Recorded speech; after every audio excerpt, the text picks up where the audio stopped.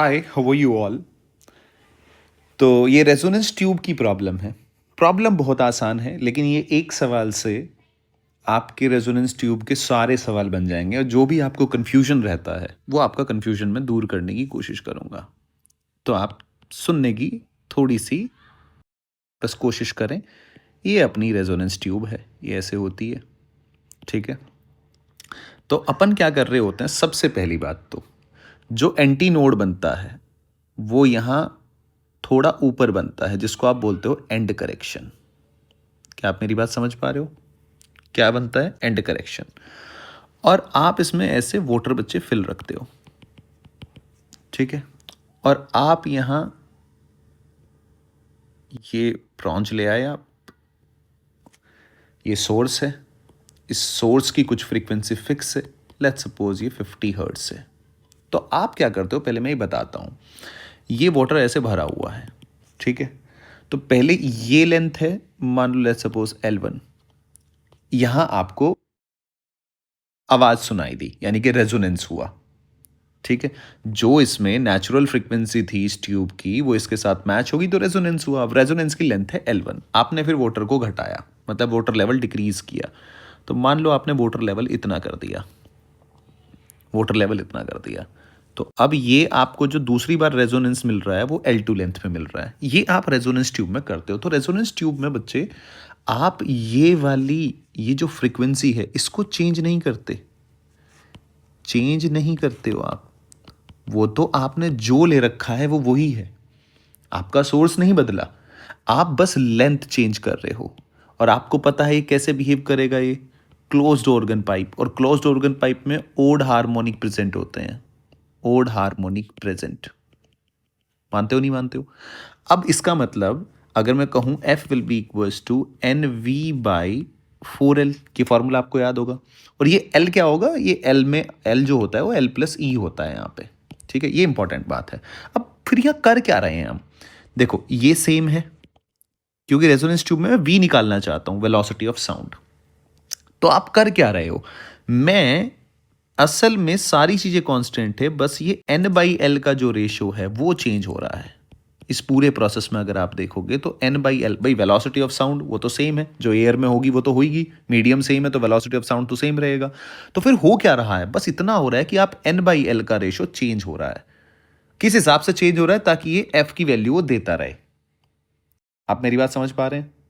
I hope कि आपको ये बात थोड़ी सी समझ में आ रही होगी। अब इसमें क्या, जब हम फॉर्मूला निकालते हैं दो फॉर्मूले बड़े इंपॉर्टेंट होते हैं, lambda two is equal to 2L2 - L1, lambda निकालने के लिए, और एक ई निकालने के लिए होता है 1/2L2 - 3L1। पर इंपॉर्टेंट बात क्या है, जो बच्चा कंफ्यूज रहता है इसमें, कि ये फ्रीक्वेंसी आप ये चेंज नहीं कर रहे, आप इसकी वाटर कॉलम की हाइट चेंज कर रहे हो। और उस हाइट चेंज होने से वो क्या रेजोनेंस करा रहे हो इसके साथ, यानी कि आप N बाई एल को कुछ इस तरीके से चेंज कर रहे हो। आप N बाई एल की, यानी कि आप लेंथ को चेंज कर रहे हो, N बाई एल की वैल्यू चेंज हो रही है। पहले क्या था, जैसे 1V बाई, जैसे क्या था, मान लो पहला हार्मोनिक्स, पहली लेंथ NV/4, ये L1 हो गया, ठीक है। फिर आगे आपका ओड हार्मोनिक प्रेजेंट है 3V/4L2, ये हो गया। तो यानी कि ये आप चेंज कर रहे हो ना, पर ये हमेशा F के बराबर ही रहेगा, ये चेंज नहीं होगा। अब आप सवाल पे आ जाओ, देखो अब आप सवाल तुरंत कर दोगे, कोई भी रेजोनेंस ट्यूब का सवाल हो। देखो फर्स्ट रेजोनेंस की जो लेंथ आई, यानी कि आपको क्या दिया है, L1 will B equal to, और ये L1 क्या है, L1 प्लस ई, समझ रहे हैं ना, ट्यूब की लेंथ प्लस ई को बोलते हैं हम एंड करेक्शन, 0.6R। आर क्या रेडियस, अगर इसकी आर रेडियस हो तो ये। अब L1 कितना दे रखा है आपको, 17 सेंटीमीटर। L2 दे दिया आपको कितना, आपको दे दिया 53 सेंटीमीटर। सेकेंड रेजोनेंस की लेंथ दे दी आपको, ठीक है। यानी कि फर्स्ट रेजोनेंस लेंथ दी आपको, जो ट्यूब लेंथ दी, ट्यूब लेंथ, इसको सॉरी मैं ऐसे लिख लेता हूँ, L1 17 दे दिया, ट्यूब लेंथ L2 दे दिया आपको 53 सेंटीमीटर। थर्ड रेजोनेंस लेंथ आपको L3 बताना है, कोई दिक्कत नहीं। यानी कि आप समझो, थर्ड ये कब आएगा, जब थर्ड हार्मोनिक्स की बात चल रही होगी, सॉरी थर्ड हार्मोनिक कह रहा हूं मैं, फिफ्थ हार्मोनिक्स, यानी कि 1 3 5, यानी कि ये आपका थर्ड रेजोनेंस होगा। अब ये अगर आपका बच्चे थर्ड रेजोनेंस है तो आप समझो बात को, एफ तो सेम का सेम ही रहेगा भाई, एफ थोड़ी ना आप चेंज कर रहे हो, ठीक है। So F will be equals to आपका हो गया N we by 4L। N की वैल्यू कितनी है बच्चे 5, यानी कि F will be equals to 5V/L। अब फोर्स क्या होता है, फोर्स कह रहा हूँ, फ्रीक्वेंसी क्या होती है, f will be equals to V/λ। तो इसको लग सकते हो आप V/λ will be equals to 5V/4L, ठीक है।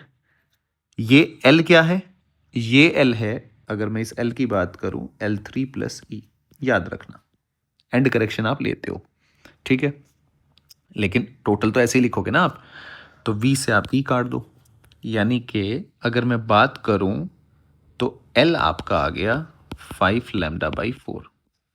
और लैम्डा कैसे निकालोगे, लैम्डा के लिए तो आपको पता ही है 2L2 minus L1 will be equals to 2, कितना होगा जी 53 माइनस 17, तो ये 36 यानी कि 72 सेंटीमीटर। यानी कि L आ गया आपका 5 into 72/4 will be equals to 18, यानी कि 90 सेंटीमीटर। अब 90 तो ऑप्शन ही नहीं है, क्यों, क्योंकि ये टोटल लेंथ आपने निकाली है।